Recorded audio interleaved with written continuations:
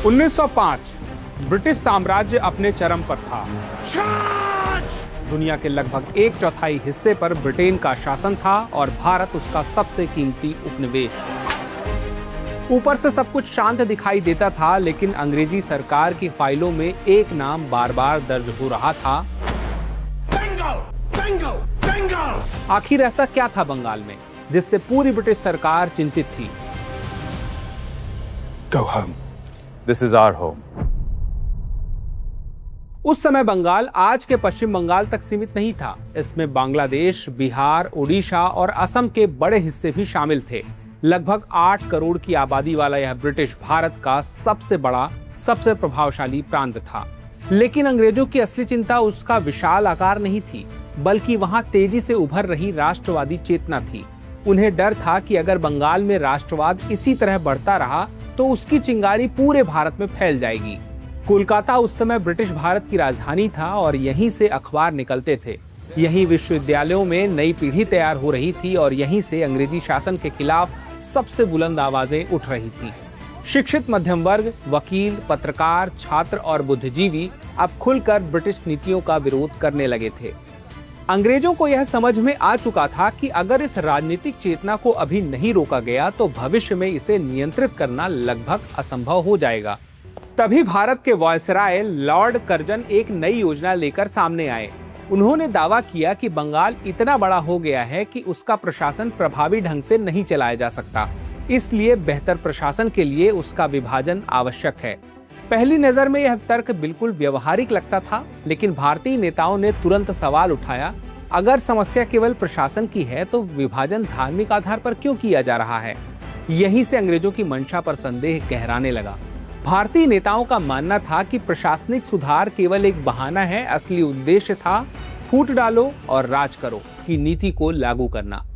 अंग्रेज समझ चुके थे कि यदि बंगाल के हिंदू और मुसलमान मिलकर राष्ट्रवादी आंदोलन चलाते रहे तो ब्रिटिश सरकार को टिकाए रखना मुश्किल हो जाएगा। इसलिए उन्होंने एक ऐसी रेखा खींचने का फैसला किया जो केवल नक्शे पर नहीं बल्कि लोगों के बीच भी दूरी पैदा कर सके। 16 अक्टूबर 1905 को बंगाल का विभाजन लागू कर दिया गया। पुराने बंगाल को 2 हिस्सों में बांट दिया गया।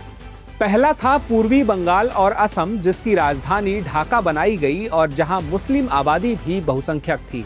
दूसरा था पश्चिम बंगाल, जिसकी राजधानी कोलकाता रही और जहां हिंदू आबादी अधिक थी। ब्रिटिश सरकार को उम्मीद थी कि कुछ दिनों तक विरोध होगा और फिर लोग इस फैसले को स्वीकार कर लेंगे, लेकिन हुआ इसके बिल्कुल विपरीत।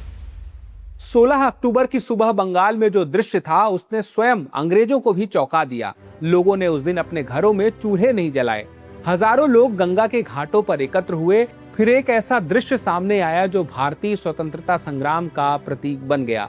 हिंदू और मुसलमान एक दूसरे की कलाई पर राखी बांध रहे थे और यह केवल धार्मिक परंपरा नहीं थी, बल्कि एक राजनीतिक संदेश था कि तुम हमें नक्शे पर बांट सकते हो लेकिन हमारे दिलों को नहीं।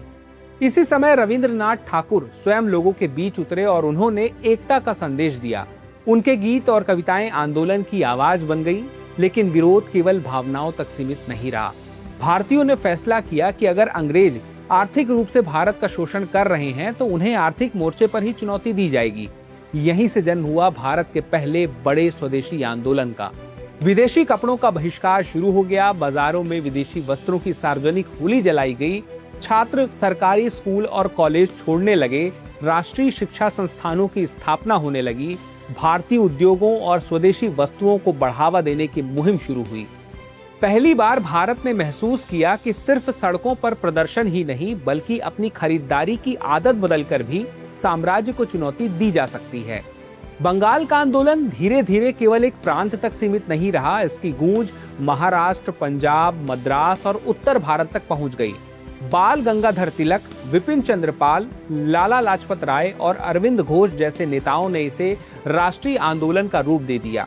कांग्रेस के भीतर भी उग्र राष्ट्रवादी विचारधारा को नई पहचान मिली, लेकिन आंदोलन जितना तेज हुआ, अंग्रेजी दमन भी उतना ही बढ़ गया। सभाओं पर प्रतिबंध लगाए गए, समाचार पत्रों पर मुकदमे चलाए गए, नेताओं को गिरफ्तार किया गया और छात्रों पर कार्रवाई हुई। फिर भी आंदोलन रुकने के बजाय और व्यापक होता गया। पहली बार बड़ी संख्या में महिलाएं, विद्यार्थी, व्यापारी और आम नागरिक राजनीतिक आंदोलन का हिस्सा बने। अंग्रेजों ने बंगाल को बांटकर राष्ट्रवाद को कमजोर करने की कोशिश की थी, लेकिन परिणाम इसके बिल्कुल विपरीत निकला। अब पूरा भारत एक साथ जागने लगा था। लगातार 6 वर्षों तक चले स्वदेशी आंदोलन, बहिष्कार और जन दबाव ने अंततः ब्रिटिश सरकार को झुकने पर मजबूर कर दिया। जिस फैसले को लॉर्ड कर्जन ने अंग्रेजी शासन को मजबूत करने के लिए लिया था, वही फैसला अब ब्रिटिश सरकार के लिए राजनीतिक बोझ बन चुका था। आखिरकार 1911 के दिल्ली दरबार में ब्रिटेन के सम्राट जॉर्ज पंचम ने बंगाल विभाजन को रद्द करने की घोषणा की। यह केवल एक प्रशासनिक निर्णय की वापसी नहीं थी, बल्कि भारतीय जनता की ऐतिहासिक जीत थी।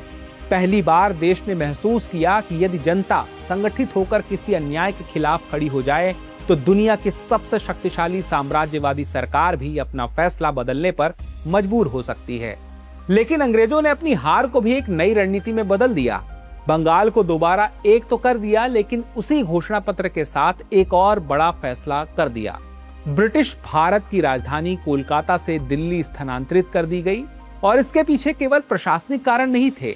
अंग्रेज अच्छी तरह समझ चुके थे कि कोलकाता राष्ट्रवादी आंदोलन का केंद्र बन चुका है, इसलिए सत्ता के केंद्र को उस क्षेत्र से दूर ले जाना उन्हें अधिक सुरक्षित लगा।